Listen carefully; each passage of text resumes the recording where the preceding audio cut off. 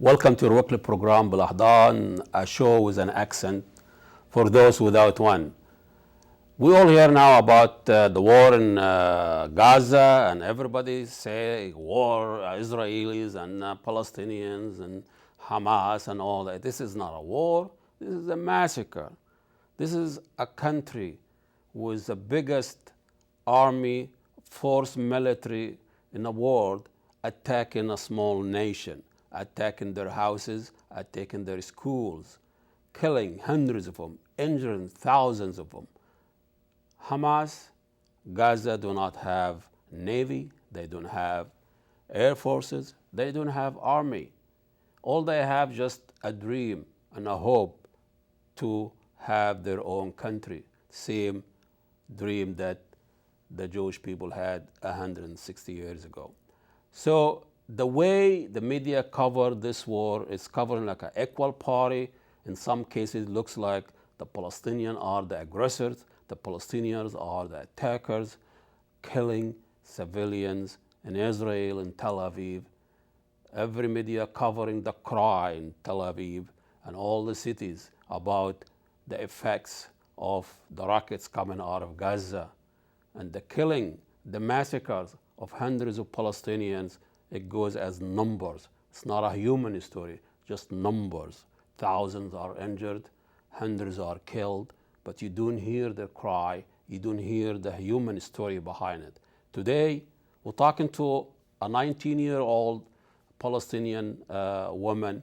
She's living under the daily bombardments. She is living under the attacks from the most powerful air forces and country in the region.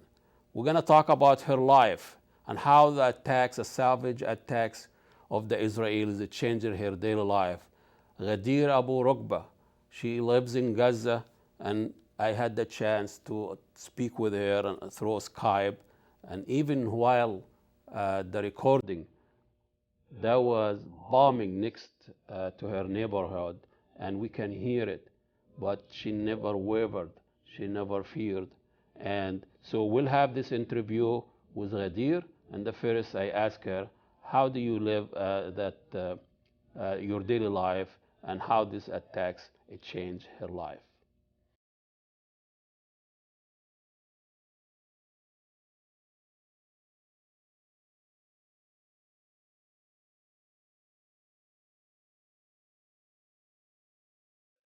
Well, today is the seventh day of the war against Gaza, and all the people here are terrified and they're afraid because they think that they'll be killed soon, since Israel is targeting civilians, and more than 170 martyrs were killed in the past 6 days. Most of them are women and children, so none of the people here feel safe. They feel that they will be the next target for Israel. So we cannot leave our house. We actually stay at house. We can barely go to the market and we cannot even go to the mosque. And it is the holy month of Ramadan, and we cannot go and do our prayers. So it is really hard for us, and we hope it ends soon.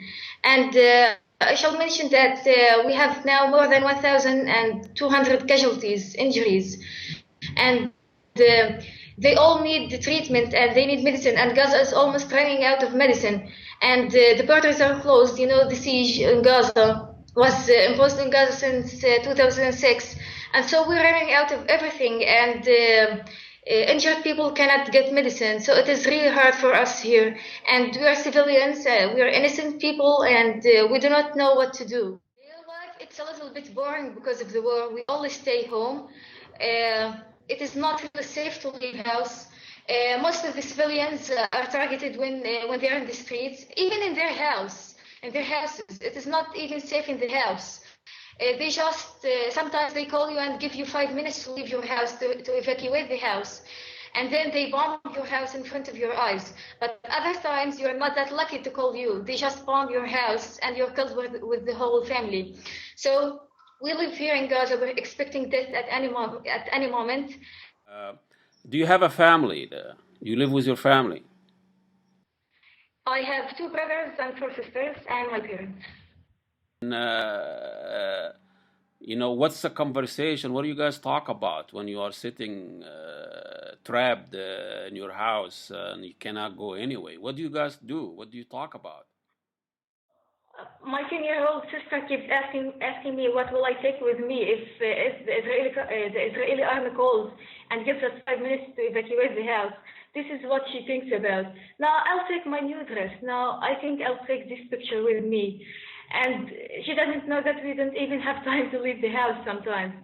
So I keep convincing her that forget about it, we'll just leave the house with our bodies only.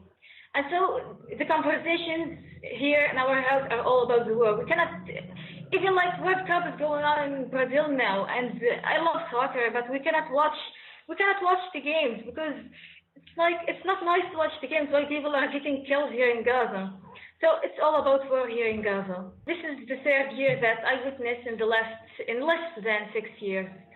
So it's now like we're not afraid of this.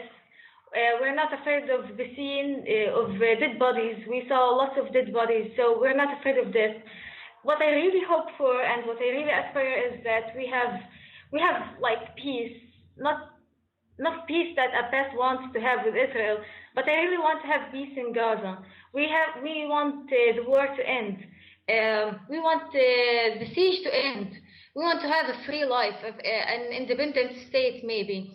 And of course, if we have our free independent state, we can have like normal lives.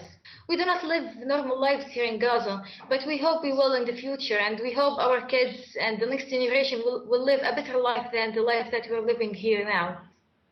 So I hope the situation gets better and the world moves to do something to help the Palestinians here in Gaza.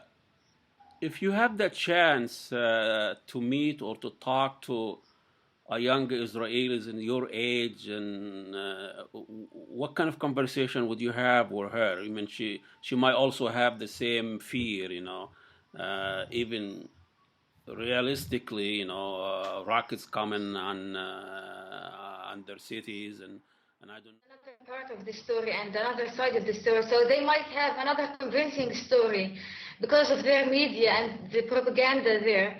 But I'll probably, most likely, have like a realistic conversation with this Israeli person, and we'll try to discuss things like quietly, without any wars and without any rockets going from any way. And propaganda there, and try to look to us as victims. Well, while I'm talking to you now, you may hear the bombing. There's bombing next, like in our neighborhood, so that always happens here, and that would be a good thing to show to Israelis that we also live in fear here. And it is not that they are victims and that we are killing them. It should be known that Israel is killing us, and their country is not the perfect country. Killing innocent people and killing civilians is not acceptable in any culture or in any religion in the world.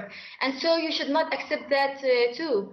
And what Israel is doing now is killing innocent people here in Gaza. And so I think they should understand what is going on and should read some news about the Arab world also. That they are now convinced that we are not humans. We are less than humans. We are not humans like them. And so killing us is not like killing an Israeli person. They think that we are savage and we are the enemy. And so we should be killed. And they laugh and they have parties whenever a Palestinian person is killed. And so that's what their media convinces them, and that's what their country convinces them. What message would you tell Obama? I know Obama outlandishly saying that Israel have the right to defend itself, and I don't know if can give the same right to the Palestinians. Should stop being biased. He's so biased to the Israeli side. I think he should be aware that there is another side, another weak side, and that we are innocent. We are citizens. Like America has citizens, and we are citizens here. So, and we are human beings. We are not different than the Americans. We are not also different from the Israeli citizens. And so, since Israel has the right to defend the safety and protect its citizens, I think Hamas or whatever government we have here also has the right to protect its citizens. You talked about the Arab war. Then let's talk a little bit about your neighbor, Egypt. And it seems like the relationship with Egypt is not the same like a year ago. So how do Palestinians who live in Gaza feel about how the Egyptians and the new president is handling the crisis? Well, all the people here in Gaza are a little bit sad because Egypt is our neighbor and it is supposed to help us here. Like we're Muslims, we're brothers, so we're supposed to stand like next to each other in this crisis. But we are shocked that Israel did not even open the borders. So it did not open the borders so that injuries can travel to get medicine and treatment. So we're really shocked about this new president and this new government in Egypt. Like the last war in 2012 was different because there was a different president and the borders he opened the borders and he tried his best to stop the war and have like a ceasefire and something like that. But now Egypt is not doing anything to help the Palestinians. We only want Egypt to open the borders so that casualties can travel to get treatment. That's all what we hope for. I just want this to end, she said. I'm not afraid of death anymore. We see it every day. Ghadir Abu Rokba, 19 years old woman, lives in Gaza under the savage attack of the Israelis, trying to live a normal life.